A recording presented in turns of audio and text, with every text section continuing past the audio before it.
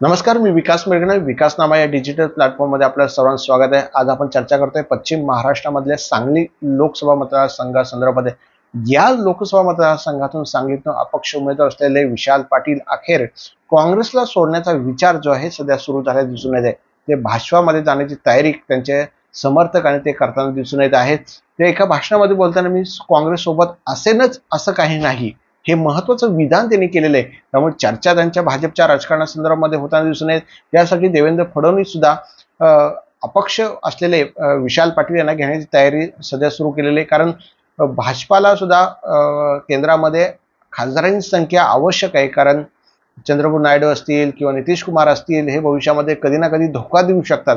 यासाठी एक खासदार भाजपकडे असणं आवश्यक आहे.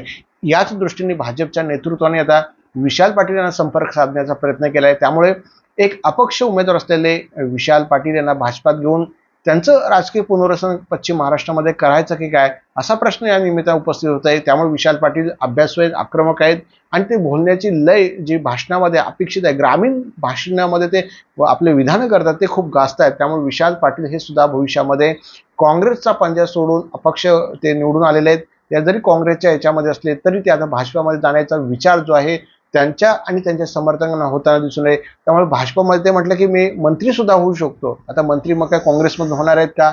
नाही, मग भाजपशिवाय. त्यामुळे पश्चिम महाराष्ट्रामध्ये जर आपण विचार केला, त्यांच्यासारखा एक त्यांना घेऊन कदाचित पश्चिम महाराष्ट्रामध्ये भाजपला बेस बसावाय यासाठी कदाचित राज्यमंत्रीपद देऊ शकते. त्या काही मंत्रिमंडळाच्या विस्तार भविष्यामध्ये 2 वर्षानंतर होऊ झाला तर. याच अनुषंगाने मग विशाल पाटील सारखा एक चेहरा भाजपने घेण्याची तयारी जी आहे सुरू केलेली आहे. धन्यवाद.